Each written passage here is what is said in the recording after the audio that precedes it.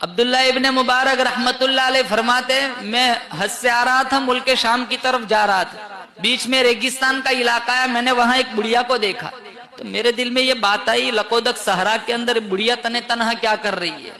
تو میں نے کہا السلام علیکم، تو اس نے قرآن سے جواب دیا سلام قولا من رب الرحیم۔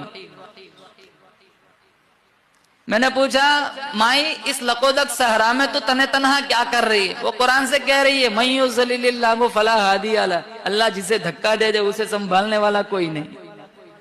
میں سمجھ گیا یہ اپنے قافلے سے بچھڑی ہوئی ہے۔ میں نے کہا کتنے دن ہو گئے؟ وہ قرآن سے کہہ رہی ہے ثلاث لیال سویہ، 3 راتیں ہو گئی میں قافلے سے بچھڑ چکی ہوں۔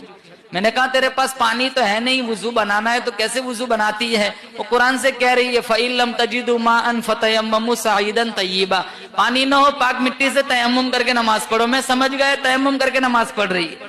میں نے کہا تو 3 دن سے بھوکی ہوگی، تیرے پاس دانا روٹی تو ہے نہیں، میرے پاس روٹی ہے تجھے پیش کروں؟ تو وہ کہنے لگی ثُمَّ أَتِمُّوا الصِّيَامَ إِلَى اللَّيْلِ۔ میں سمجھ گیا یہ تو روزے سے ہے۔ میں نے کہا سفر میں بھی روزہ؟ سفر میں بھی روزہ؟ کہا فمن تطوع خیرا فہو خیر اللہ، نفلی روزہ ہے۔ میں نے کہا سفر میں تو فرض روزہ چھوڑنے کی اجازت ہے، تو نفل روزہ رکھے ہوئے؟ وہ قرآن سے کہہ رہی ہے وَأَن تَصُومُوا خَيْرٌ لَكُمْ إِن كُنتُمْ تَعْلَمُونَ، اگر تمہیں روزے کی جزا معلوم ہو جائے تو تم سفر میں روزہ رکھنا شروع کر دو۔ میں جو بولوں وہ پلٹ کے قرآن سے جواب دیتی ہے۔ میں نے کہا اپنی زبان میں جواب کیوں نہیں دیتی؟ میں جو کہتا ہوں قرآن جواب دیتی ہے۔ اس نے ایک ایسا اتنی خوبصورت آیت پڑھی، اگر میں آج سوچوں ہمارے گھروں کا حال دیکھو تو ہمیں اتنی شرم آئے کہ ہمارا وجود شرمندگی میں ڈوب جائے۔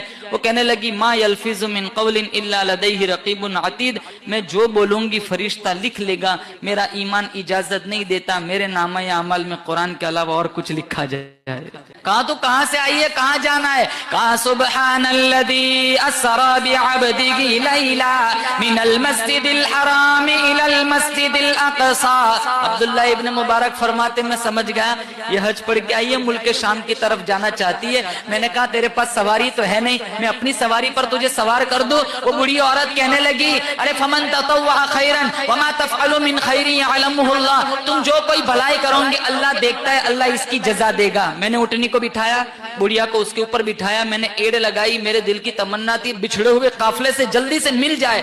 میں نے ہنکانا شروع کیا۔ اس زمانے کا دستور تھا جب اونٹنیوں کو تیز ہنکانا ہوتا تو یہ لوگ اشعار گنگناتے جس سے اونٹنی تیز بھاگتی تھی، تو میں نے اشعار گنگنانے شروع کیے تو وہ عورت کہنے لگی فقرؤوا ما تیسر من القرآن، اشعار کیوں پڑھتے ہو؟ قرآن نہیں جانتے؟ قرآن پڑھو۔ میں نے قرآن پڑھنا شروع کیا، میں چلتا رہا، پانی والا علاقہ